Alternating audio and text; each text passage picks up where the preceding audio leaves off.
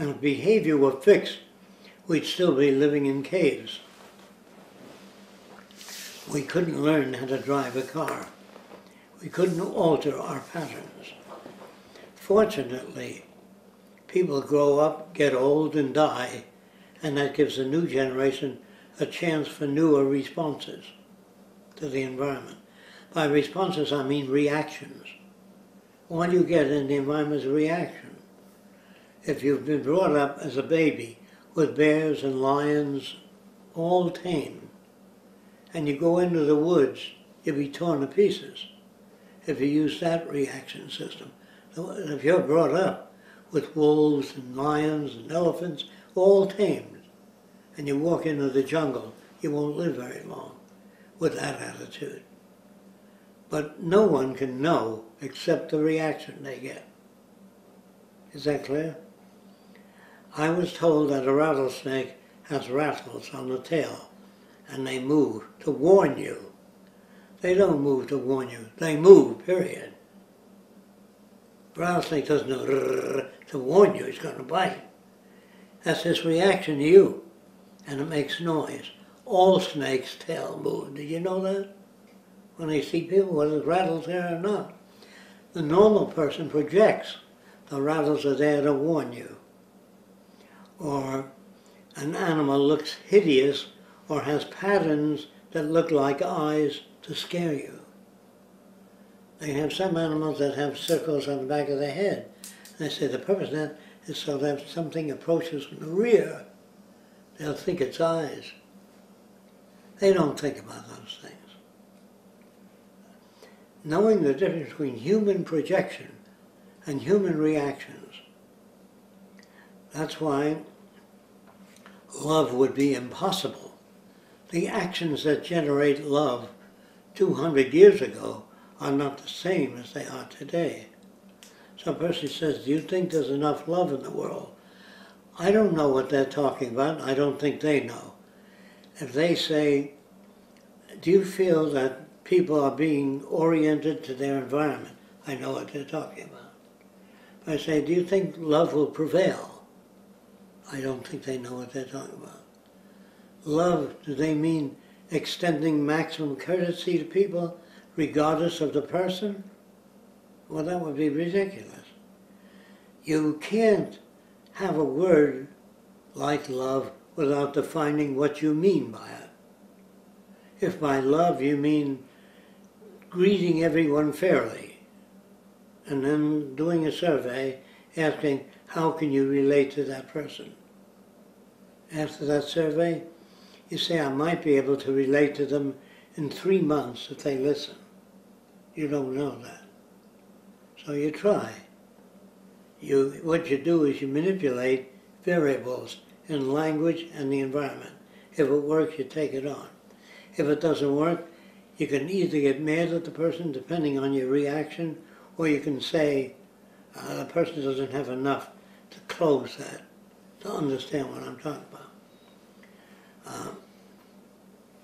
When a child says, I love my mommy, if the child notices that mommy feeds her, washes her, prevents when she gets injuries, takes care of her, she associates love with mom's devotion to her needs.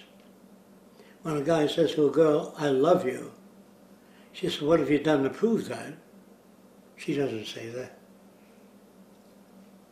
How do you manifest that? When a guy says to a guy, I love you very much, more than anything in the world, more than my life itself, the girl might be flattered, but he said nothing. Now, if a person says, how can I meet your needs? Well, if he's a Nazi, he said, go out and kill some Jews. You'd be meeting his needs. But is meeting another person's needs love? Not necessarily.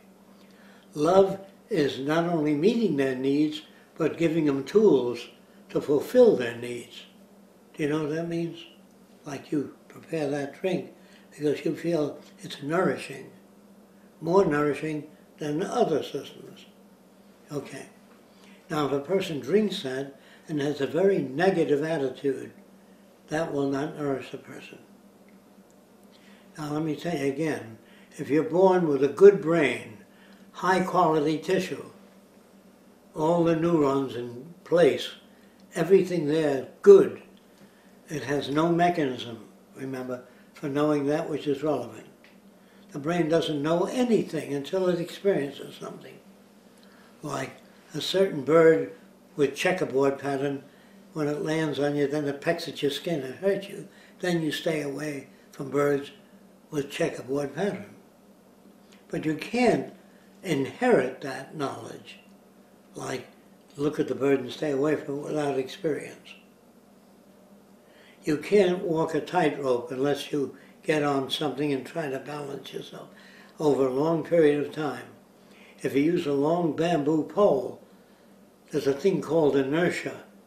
A bamboo pole doesn't flex as fast as you do, so you can do this and maintain stability with a long pole. And then you can shorten the pole, and that'll give you more and more experience in balancing. There are some people that learn to balance faster than others.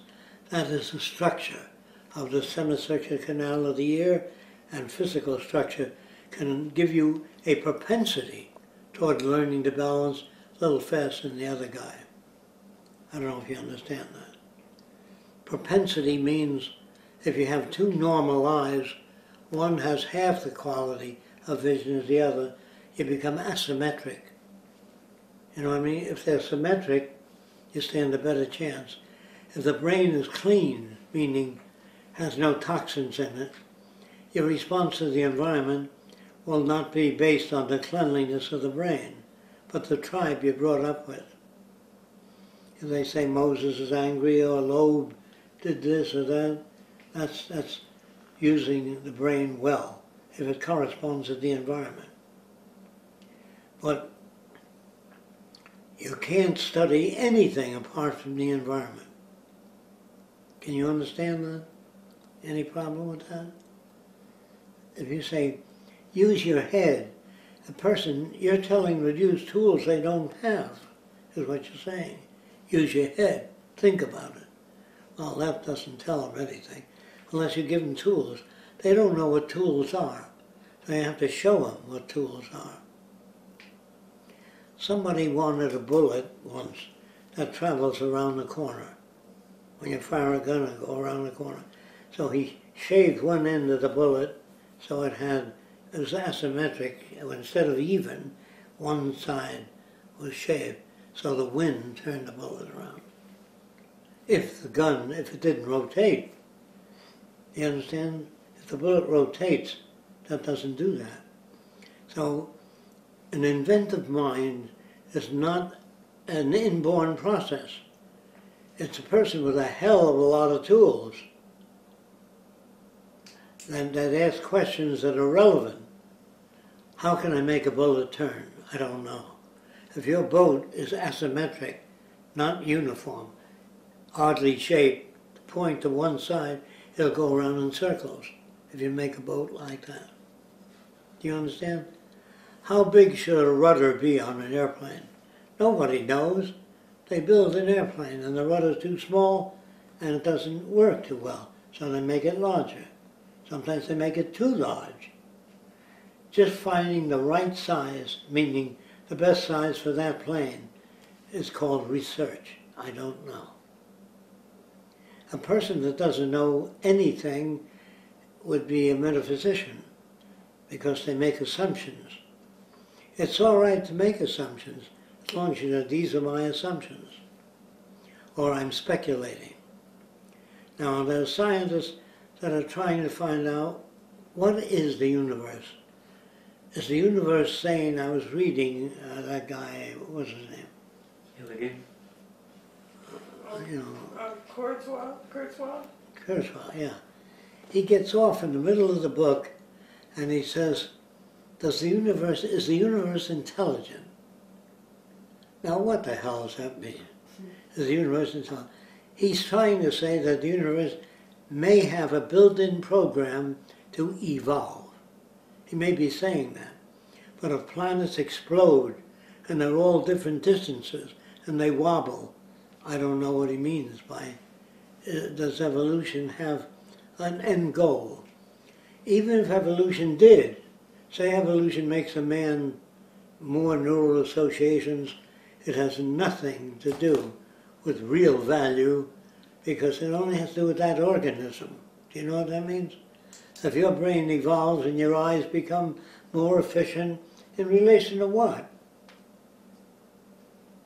So how can you say the universe is evolving or becoming intelligent except in relation to something?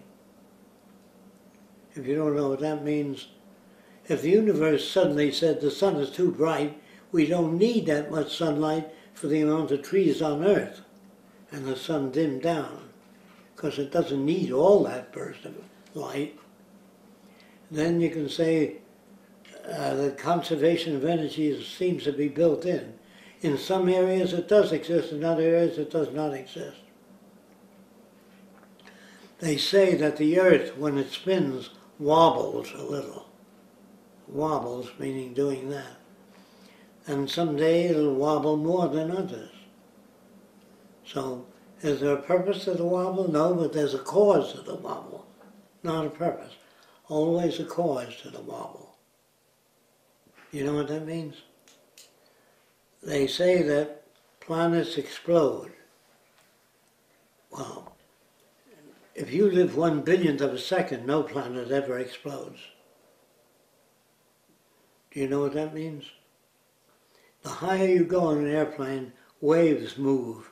The higher you go, the smaller they become and more still it appears. You can't see waves 6 miles up. All you can see is patterns in the ocean that look frozen. The closer you get, the more fluid. So, what is the true nature of things? That's not the question. What is your response to nature is the question. Do you know what that means? What is your range of response to nature? You can't see a bacteria wagging its little tail.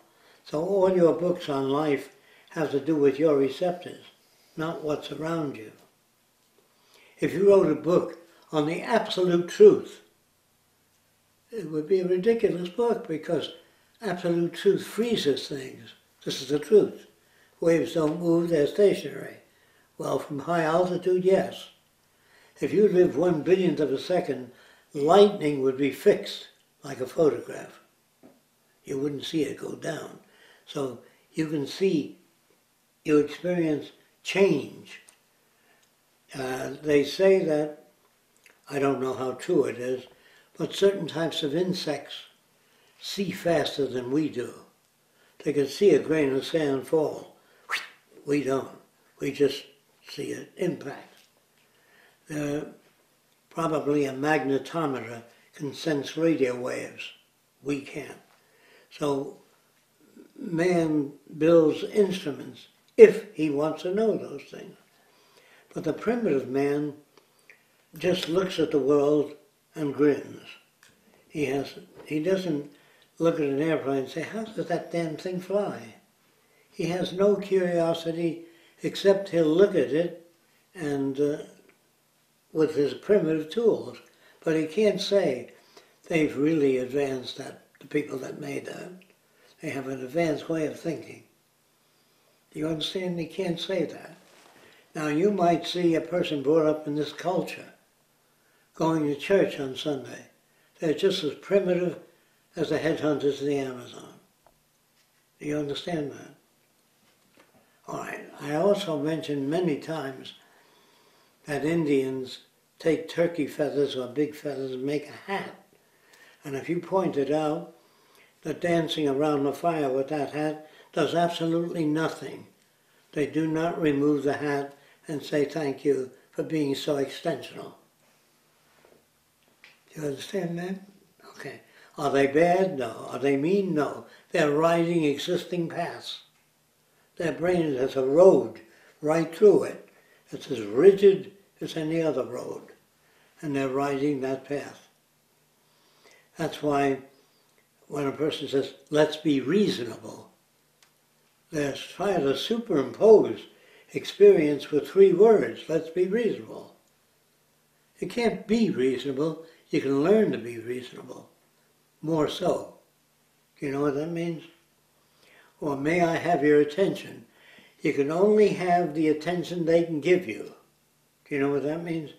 When an officer walks into an army tent, they say, "Attention," meaning he's about to say something, which you have to listen for. All you guys have to be at point A at 4 o'clock.